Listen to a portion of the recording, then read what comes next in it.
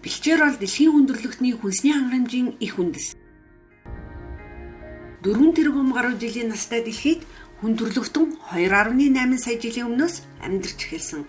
Өнөөдөр бид 8 тэрбум гаруйд хүрсэн байна.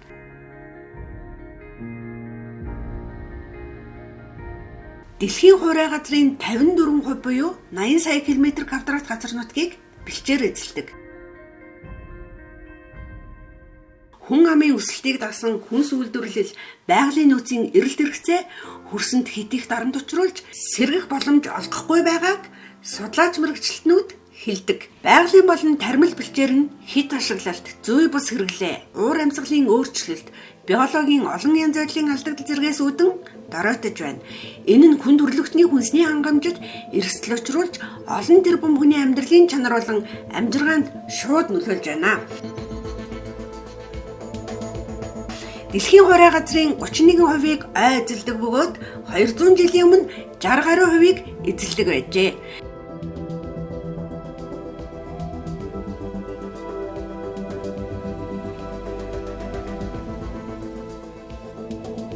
Цаас үйлдвэрлэхийн тулд дэлхийд даяар жил бүр 125 сая ширхэг модыг огтолж байна.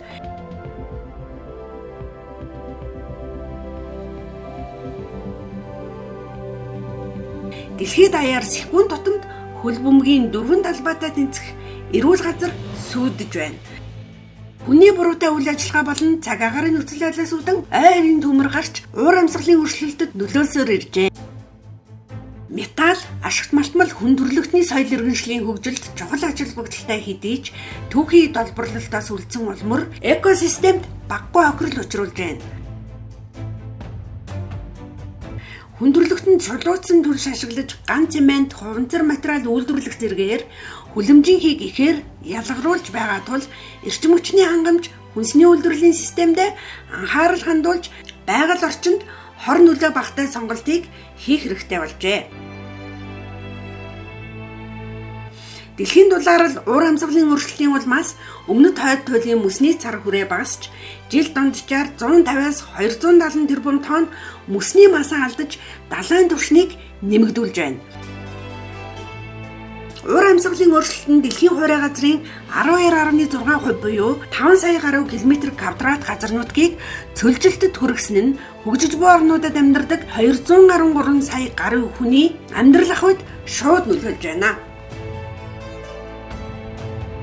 Дэлхийд даяар 2 тэрбум орчим хүн унтны усны хангамжгүй нөхцөлд амьдарч байгаа бол температурын өсөлт нь ууршилтыг нэмэгдүүлж хурдмцны тоо давтамжинд өөрчлөлт оруулж гол мөрөн рүү усны урсцыг багасгаж байна. 1970-ад оноос хойш дэлхийн ан амьтад 69%, шууд 16%, хөхтөн амьтад болон загас 11%, хоёр нутан болоод хэвлэр явагчид 3% уссан жил бүр 10,000-аас 100,000 төрөл зүйлсдэж байгаа гэсэн.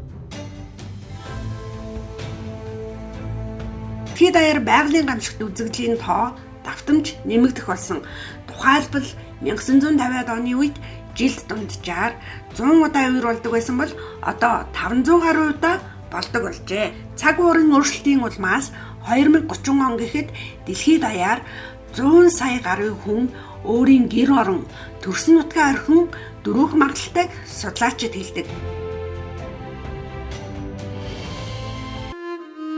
Тэгвэл нэг хүнд ногдох газар нутаг алынхаа тоогоор дэлхийд дээгүүрт ордог. Монгол улсын нийт газар нутгийн 80 гаруй хувийг байгалийн бэлчээр эзэлдэг.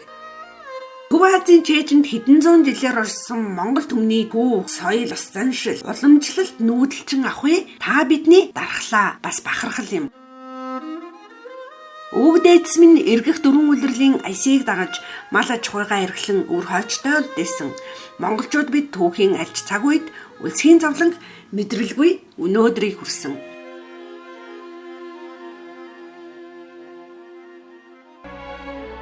Гэвч сүүлийн 30 гаруй жилд нийгэм эдийн засгийн шалтгаанаас үүдэн малын тоо толгой эрс нэмэгдэж бэлчээрийн даацыг хэтрүүлэн ашиглах болсон.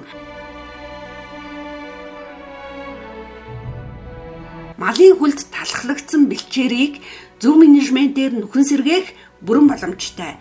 Гэвч цаг хугацаа шаарддаг тул нүүдлэг сонголт хийснээр дороодсон бэлчээрийн цар хүрээг улам нэмэгдүүлж байна. Цөлжилт элсний нүүдэл хуурайшилт нь зөвхөн бэлчээрийн мал аж ахуйгаас болоогүй. Үүнд малчдыг буруутгах учиргүй. Монголчууд нүүдлийн соёлтой малаа дагаж амьдарсаар ирсэн түүхтэй. Гэхдээ бэлчээртэй байж мал байна, малтай байж малчин байна. Дэлхийн дулаарл уур амьсгалын өөрчлөлт манай улсад шууд нөлөөлж байгаа. Эмзэг, хуурай газар нутагт хариуцлагагүй уулуурхай газар тариалан эргэлттэй холбоотойгоор байгалийн өөрөө нөхөн сэргэх боломжийг баймилж байна.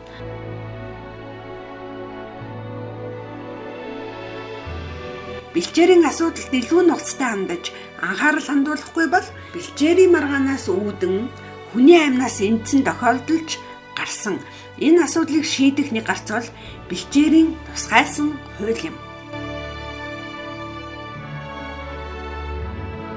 Яагаад гэвэл монголчууд бид жилийн 4 улирлын туршид бэлчээрийн мал аж ахуйгаа экологийн цэвэр аюулгүй хүнс хэрэглэж ашиг шимийг нь хүртэж яваа дэлхийн цөөхөн улс орны нэгд тооцогддог.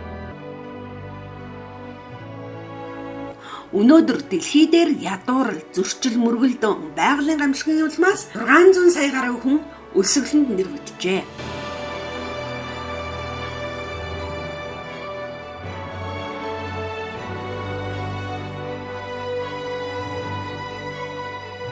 Дэлхийн дулаарл уур амьсгалын өөрчлөлтөөс үүдэн ган гачиг үерийн давтамж нэмэгдснээр ургац алдаж хүндрэлтний шууд оршихуйд нөлөөлж байна.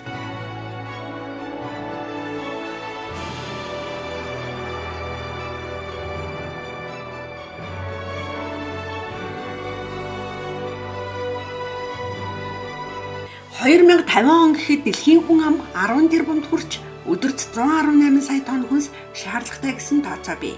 Гэвч тооцоосноос даруй 76 сая тонноор хүнс дутагдах төлөвтэй байгааг судлаачид хэлжээ.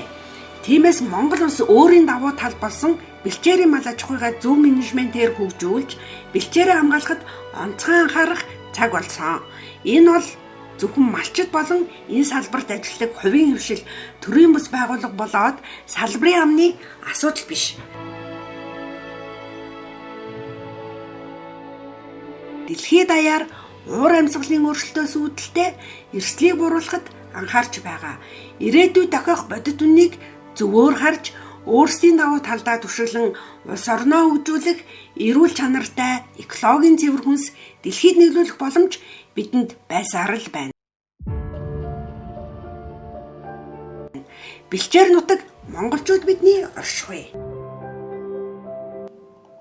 Нэгдсэн үндэсний байгууллагын цөлжилттэй тэмцэх конвенцийн тайлан дэлхийн хэмжээнд бэлчээрийн 50% хэдийнэ дороодсон хэмээн дүгнэлт гарсан байна.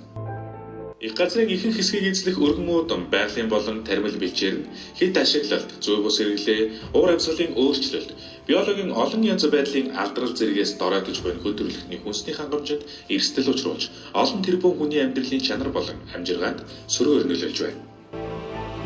Нэгдсэн үндэсний байгууллагын 2026 оныг бэлчээр нүүдэлч малчдын олон улсын жил болохоор зарласан.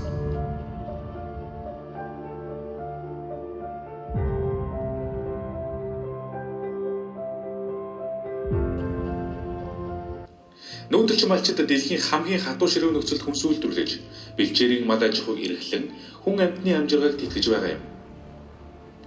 Ирээдүйн хойч үе болон эдийн засгийн тогтвортой байдлын төлөө дэлхийн нийтээр бэлчээрийн мал аж ахуй асар их үн цэнийг хамгаалж, бэлчээрийн талаарх ойлголтыг сайжруулахыг уриалж байна.